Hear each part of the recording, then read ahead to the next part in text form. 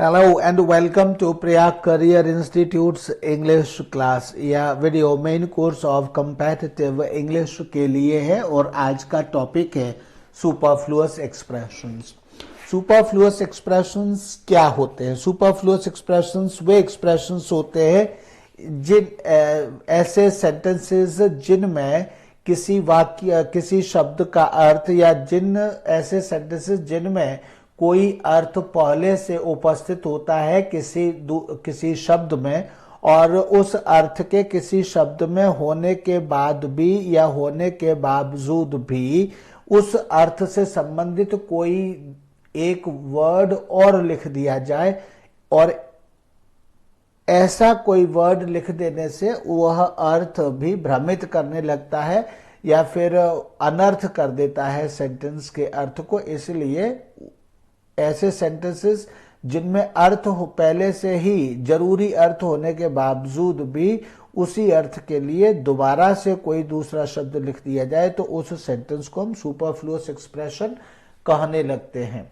या उस एक्सप्रेशन को हम जो वर्ड लिखा है उस वर्ड को हम सुपरफ्लुअस एक्सप्रेशन कहते हैं। तो ऐसे शब्द जो पहले से अर्थ है और इसके बाद भी उन दूसरे शब्दों को लगा दिया गया है उस अर्थ के लिए, उन शब्दों को हम यह पहचान रहे हैं।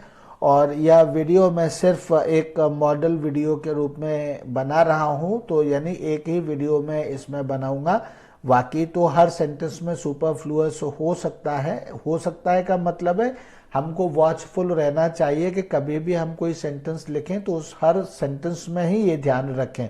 तो सुपरफ्लुअस के लिए कोई पर्टिकुलर ऐसा रूल नहीं है कि इस रूल को फॉलो करते हुए सुपरफ्लुअस को खत्म किया जा सकता है। यह वोकैबुलरी के ऊपर और ग्रामर के ऊपर भी डिपेंड होता है। यदि आप ग्रामर ठीक से पढ़ते हैं और सुपरफ्लुअस और आप वोकैबुलरी का अर्थ ठीक से समझते हैं, वर्ड्स का अर्थ ठीक से समझते हैं, तो फिर आपके सुपरफ्लुअस एक्सप्रेशंस की जो गलतियां होती हैं वो गलतियां आपसे कम होने की और बिल्कुल भी न होने की संभावना बढ़ जाती है।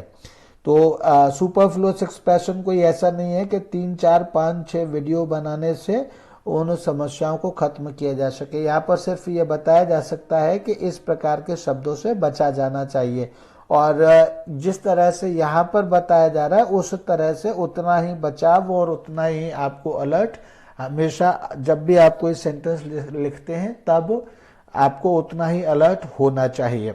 तो सिर्फ एक मॉडल के तौर पर यह मैं वीडियो बना रहा हूँ, तो देखेंगे कि कैसे कैसे शब्द है। इसमें भी मेरे एक्सप्लेन करने के लिए ज़्यादा कुछ नहीं है, मैं इसको सब कुछ बुक से ही लिया गया है यह, और यह पढ़ता हुआ मैं इसको चला जाऊंगा। तो इसलिए इसके बाद जो भी है नोट्स वगैरह है उनको आप पढ़िए और हर शब्द पर ध्यान रखिए। यानी यह वीडियो इस बात पर ध्यान देता है कि आप अपनी वोकैबुलरी इतना अच्छे से सुधारिए और इम्प्रूव करिए और जो शब्द आप प्रिपेयर कर रहे हैं, वर्ड प्रिपेयर कर रहे हैं या लर्न कर रहे हैं, उसके अर्थ को इस तरह से समझिए कि इस तरह के आपके साथ समस्या ना हो जैसे कि यहाँ पर हो रही है। इस वीडियो में जिन प्रॉब्लम्स को डिस्कस कर रहे हैं ऐसा आपके साथ ना हो, यानी कि आप सुपरफ्लुअस एक्सप्रेशन से बचे रहें। तो आइए आज का वीडियो स्टार्ट करते हैं।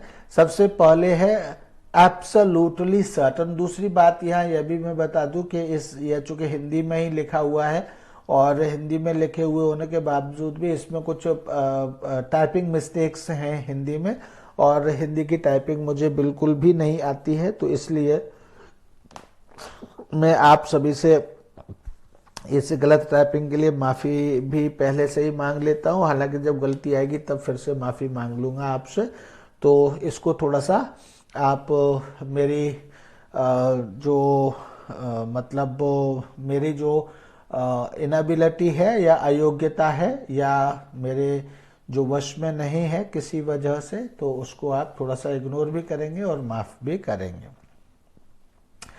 तो आइए स्टार्ट करते हैं एब्सोल्युटली सर्टन का प्रयोग। तो एब्सोल्युटली सर्टन का प्रयोग जब किसी वाक्य या पैराग्राफ में किया जाता है तो ये गलत माना जाता है, क्योंकि सर्टन के साथ एब्सोल्युटली का प्रयोग करना सुपरफ्लुअस बन जाता है, अतः एब्सोल्युटली को हटाना पड़ेगा। इसलिए एब्सोल्युटली को यहां से हटाना पड़ेगा, तो हम इसको यहां से हटा देंगे। ठीक है, जैसे फॉर एग्जाम्पल देखिए, Angelina Jolie is absolutely certain to win an Oscar, तो यहाँ पर जब सर्टन आया हुआ है तो एब्सोल्युटली की जरूरत नहीं है, इसलिए ऊपर दिए गए वाक्य से एब्सोल्युटली को हटाना होगा। दूसरा है ड्यूरिंग द वॉर पीरियड या फिर during the period of war, इन दोनों में भी ड्यूरिंग द वॉर पीरियड या during the period of war का प्रयोग किया जाना सुपरफ्लुअस माना जाता है। इसलिए इस एक्सप्रेशन को सही बनाने के लिए सिंपली ड्यूरिंग द वॉर का प्रयोग किया जाता है, क्योंकि ड्यूरिंग के इस्तेमाल से ही पूरी अवधि का बोध होता है। तो इसलिए ड्यूरिंग के इस्तेमाल से ही जब अवधि का बोध हो जाता है तो फिर यहाँ पर पीरियड की आवश्यकता नहीं है, यहाँ पर पीरियड की आवश्यकता नहीं है। ठीक है, ओके। तो इस तरह से नेक्स्ट इज रिटर्न बैंक। यहां बैंक की जगह बैक है, तो यहां पर बैक है रिटर्न की जगह, तो रिटर्न बैक। रिटर्न के साथ बैक का प्रयोग अनावश्यक होता है, क्योंकि रिटर्न का मतलब गो बैक या फिर कम बैक होता है, वापस आ जाना या वापस आना। तो इसलिए रिटर्न के साथ बैक का प्रयोग नहीं किया जाता है। And fourth point is blunder mistake.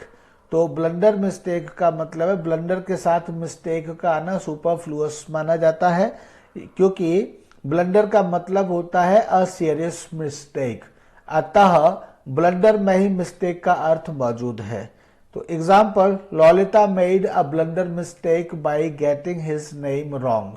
तो यहाँ पर ब्लंडर मिस्टेक, चूंकि ब्लंडर में ही मिस्टेक का अर्थ है तो इसलिए मिस्टेक की आवश्यकता नहीं है, इस वाक्य से मिस्टेक को हटाना पड़ेगा इसलिए। इसके बाद हम दूसरी तरफ शिफ्ट होंगे और यहां पर देखेंगे। ठीक है,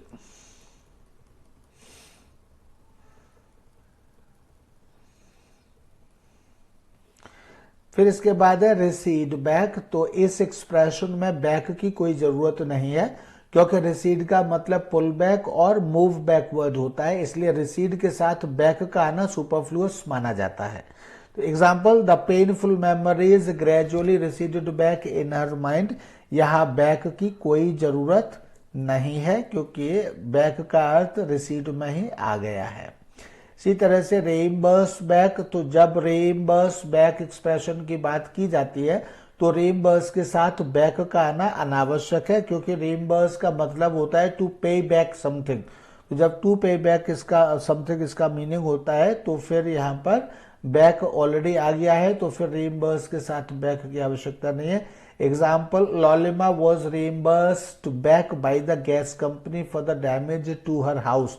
तो यहाँ पे चूंकि रिम्बर्स में ही बैक आता है तो इसलिए यहाँ बैक की आवश्यकता नहीं है, इस वाक्य में बैक की कोई जरूरत नहीं है। सेवंथ, रिकॉल बैक या रिवर्ट बैक। तो रिकॉल या रिवर्ट बैक में भी बैक का प्रयोग अनावश्यक माना जाता है। ध्यान दें, रिकॉल समन बैक, रिकॉल का मतलब जो होता है समन बैक होता है या फिर टेक बैक होता है, और रिवर्ट का मतलब टू रिप्लाई होता है। तो इसलिए यहाँ होता है हाँ ठीक है, यहाँ अभी कहाँ तक कहीं था, अब ध्यान नहीं रहा, चले। तो टू रिप्लाई होता है, तो इसलिए example, Baahubali ignored his words by reverting back to the former subject. तो यहाँ पर बैक का प्रयोग गलत है, दिए गए वाक्य में बैक की कोई जरूरत नहीं है, इसलिए बैक शब्द को हटाना होगा। इसके बाद है रिपीट अगेन। तो रिपीट अगेन में अगेन का आना सुपरफ्लुअस माना जाता है, क्योंकि रिपीट का अर्थ से और स्टेट एंड इसके बाद अगेन होता है।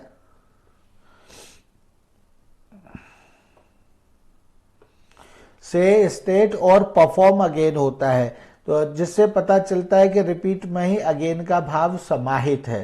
तो इसलिए example, are you prepared to repeat again these allegations in court. तो यहाँ पर इसको इंट्रोगेटिव साइन लगाने की जरूरत है। तो दिए गए वाक्य में अगेन का आना सुपरफ्लुअस है, यानी अगेन नहीं आना चाहिए। 9th पॉइंट इज रीबॉर्न और रीबिल्ड अगेन, तो यहाँ भी रीबॉर्न और रीबिल्ड अगेन में देखिए रीबॉर्न तथा रीबिल्ड के साथ अगेन, ये मैं शब्द इधर होना चाहिए और अगेन इधर जाना चाहिए, एंड ये मैं नहीं कर पाऊंगा क्योंकि यहाँ से मैं अगेन नहीं हटा पाऊंगा, तो इसलिए यहाँ पर 1 मिनट ये मैं ऐसे कॉपी करके देख सकता हूँ।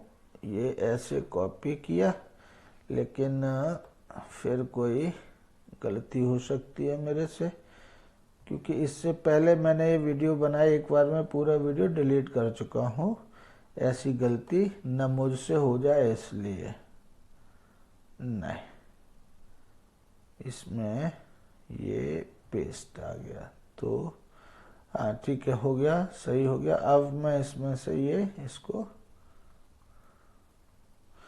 तो रीबिल्ड के साथ में अगेन आना सुपरफ्लुअस माना जाता है, क्योंकि रीबॉर्न तथा रीबिल्ड में ही अगेन का अर्थ समाहित होता है, तो इसलिए अगेन इसके साथ नहीं आना चाहिए। Example, if you were reborn as an animal, which animal would you be, तो इस वाक्य में अगेन का प्रयोग नहीं किया जाएगा, तो यहाँ अगेन किया भी नहीं गया। If you were reborn as an animal, which animal would you be, तो यहाँ हालांकि इसमें नहीं किया गया है रीबॉर्न अगेन। चलिए मैं कर देता हूं, तभी तो समझ में आएगा कि अगेन नहीं होगा, AGAIN again.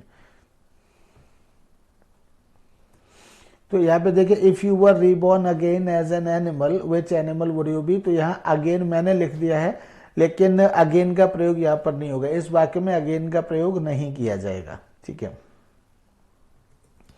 Next sentence is reiterate. Reiterate के साथ भी अगेन वर्ड नहीं आता है। रीइटरेट में अगेन का आना सुपरफ्लुअस माना जाता है, क्योंकि रीइटरेट का अर्थ टू से और डू समथिंग अगेन होता है।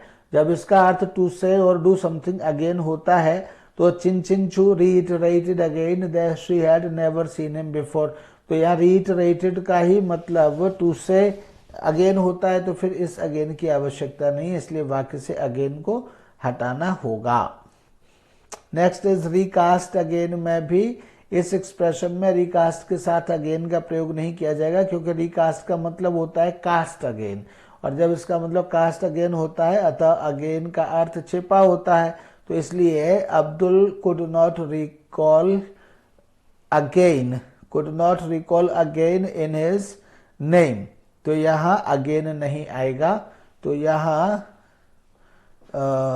अच्छा रिकॉल तो यहाँ पर है, तो रिकॉल तो वर्ड दूसरा है, और अब्दुल कुड नॉट रिकास्ट, चलिए इसको हम, अब मैं इसको करूँगा तो फिर प्रॉब्लम हो जाएगी, तो चलिए ये रिकॉल का ही आप एग्जाम्पल इसको मान लीजिए, क्योंकि मैं इसमें नहीं कर सकता। तो रिकॉल अगेन में अगेन का आना सुपरफ्लुअस माना जाता है, क्योंकि रिकॉल के अर्थ में अगेन का मतलब छिपा होता है, ठीक है। एंड इसी तरह से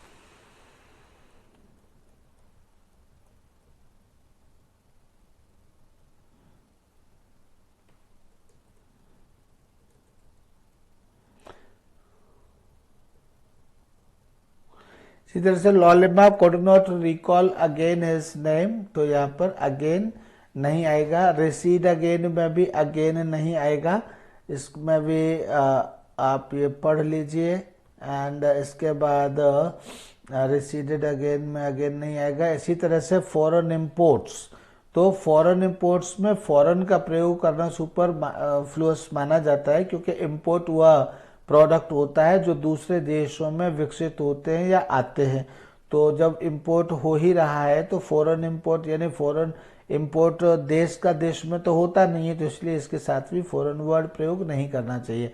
further increases in foreign imports could destabilise the economy, तो यहाँ स्टेबलाइजर नहीं बल्कि डिस्टेबलाइज होना चाहिए, डिस्टेबलाइज द इकोनॉमी, ठीक है। तो यहाँ पर फॉरेन वर्ड नहीं आना चाहिए। इक्वली एज गुड एज, तो यहाँ पर इक्वली एज गुड एज में इक्वली भी नहीं होना चाहिए, क्योंकि इक्वली एज गुड एज में इक्वली का प्रयोग नहीं किया जाएगा, क्योंकि पॉजिटिव डिग्री में इक्वली का प्रयोग गलत माना जाता है,